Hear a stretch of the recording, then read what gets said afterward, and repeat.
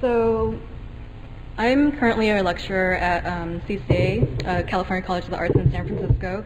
I am in the Community Arts Department where I teach a graphic design production class on design methodologies and skills such as interviewing and visual storytelling skills. I also graduated from CCA with my master's in design with the emphasis in interaction design.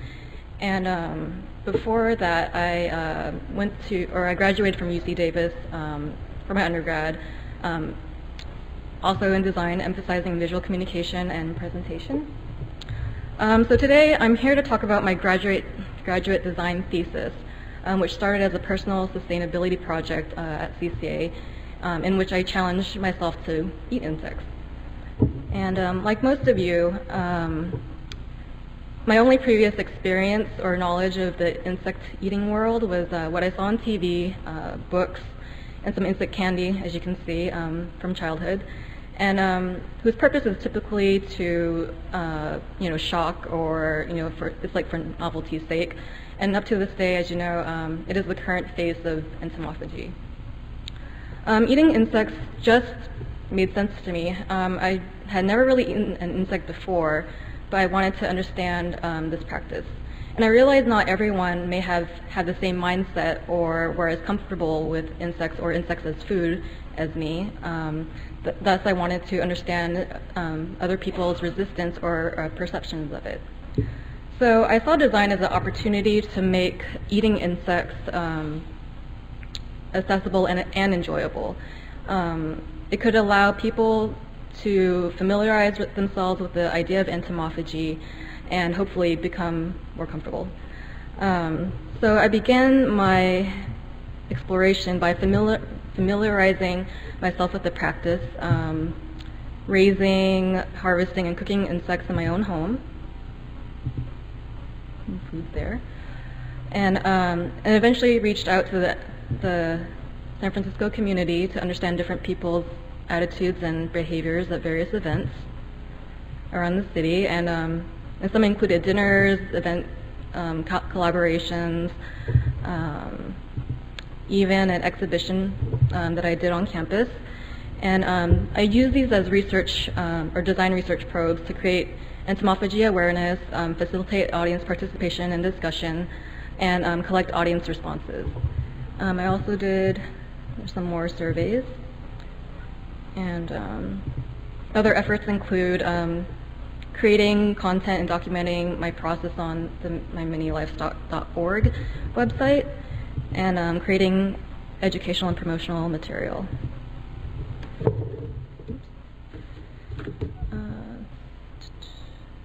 So some learnings or insights that I've got from my observations of these events is that, one, some people have issues with the insect form, especially as food. Different people have had different comfort levels with the insect form, but discussing the form was always a point of conversation.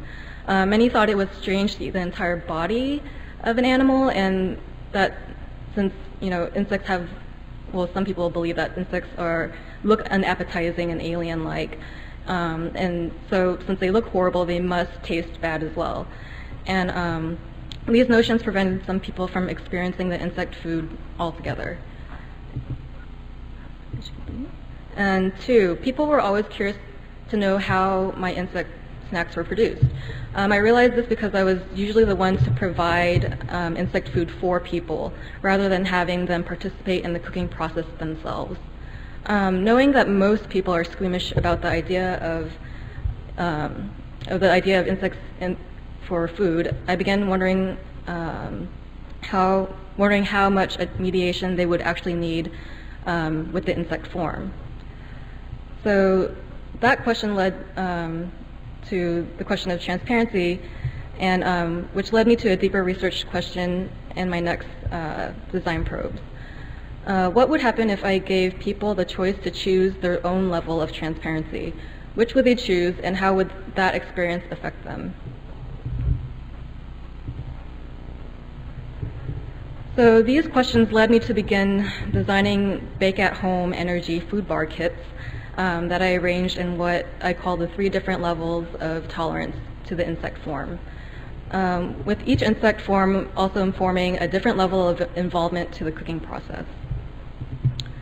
So I began by creating a mock store at school and on campus to distribute my design research probes, which took the form as the take-home granola recipe kits.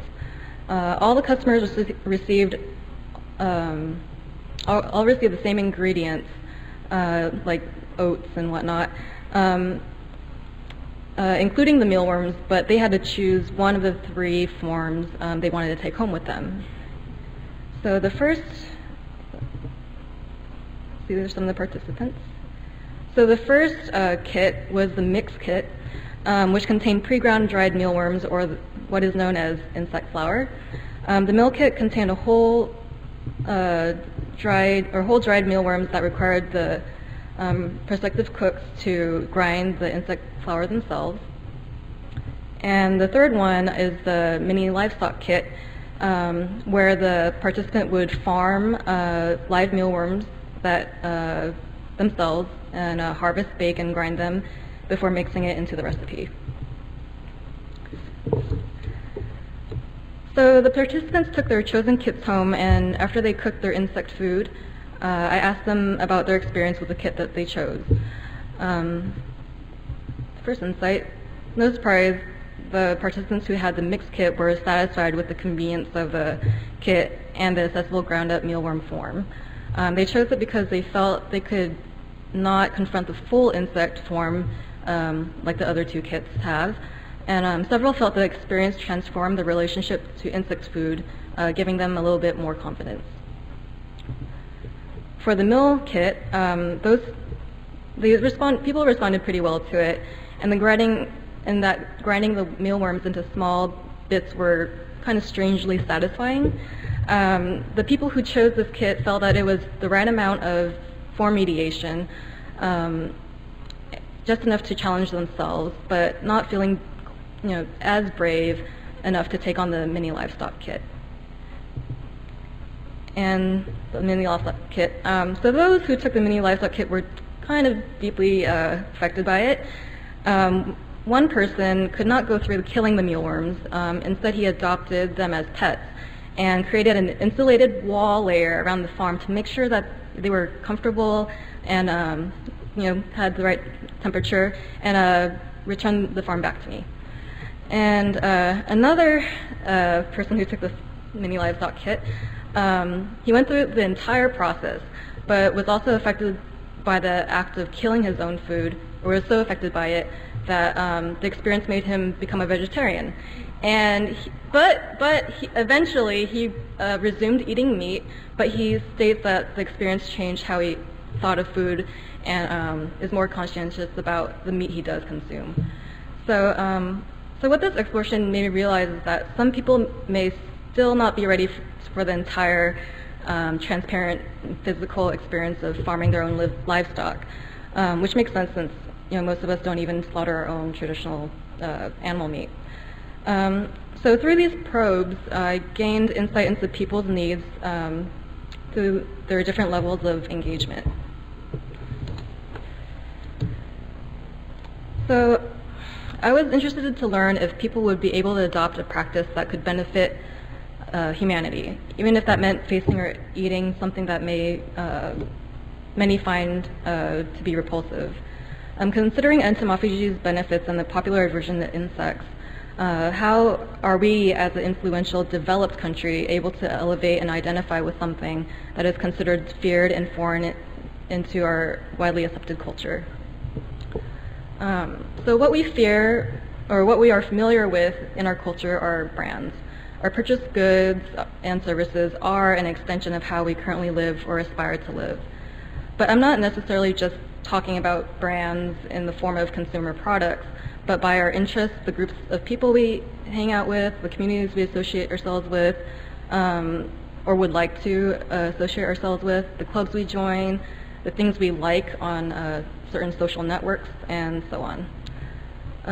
So a brand can be associated with cultural identities and values that we desire, giving us the feeling of belonging to a specific social group. This has been coined as cultural branding.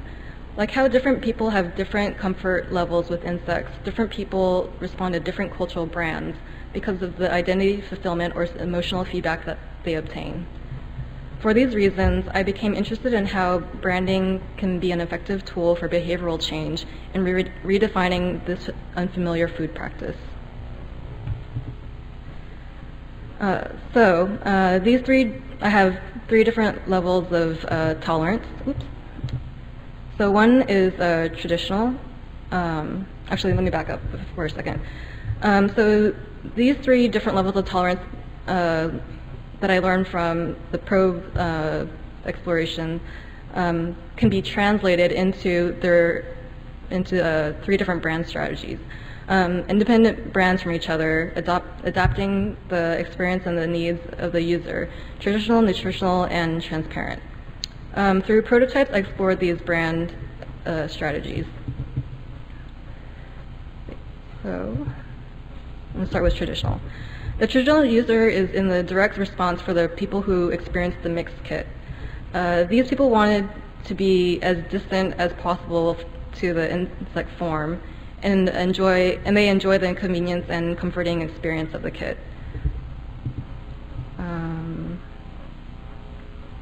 This is just some of the process that I went through to arrive to this, which is kind of more of the finalized prototype.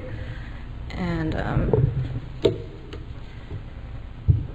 and the second exploration was the nutritional branding. The nutritional user is in direct response to the people who experienced the meal kit. These people felt a little challenged with the insect form, but at the same time had the same satisfaction when grinding the insect into flour.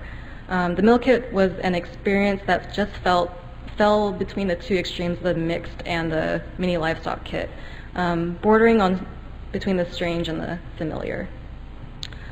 So I still wanted consumers the Keynote to PowerPoint conversion didn't really work that well for some slides. So I still wanted consumers to be able to see and control the ground freshness of their whole dried mealworms, but more in a more seamless way. So I began experimenting with the form, which didn't show, but it was like imagine a mealworm spam block or whatever. And so, so this is just some more process. And this is the,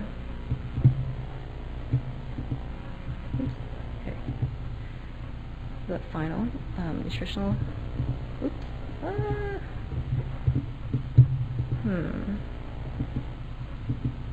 Maybe I need to. Okay. So, okay, now that we're back. Let's see. Sorry. Okay, well, back to the. Alright, I'll just skip through this. And then the final one was the transparent branding exploration. So the transparent user is in direct response to the people who experienced the mini livestock kit. These people really wanted to be involved in their food, or so we thought. The intense involvement and reaction to the mini livestock kit inspired me to move, to take a different approach to transparency, and one that would privilege the verbal over the visual. I removed the live insect farm and replaced it with descriptive informational text.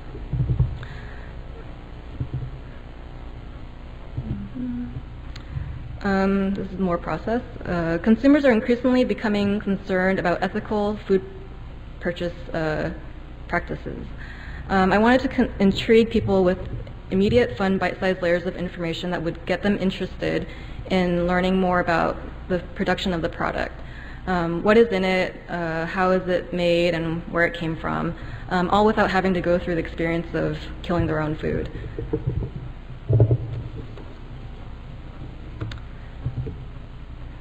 The hierarchy of voluntary engagement begins with the information on the basic product ingredients, as you can see, then to a random topic on the front of the bar, the topic description of of that on the back, and then a web address or QR code that will provide them with further information about the product that they can check out later.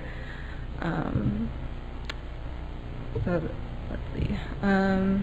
So what can design do? I'll just break it down here. So design can make things accessible and enjoyable.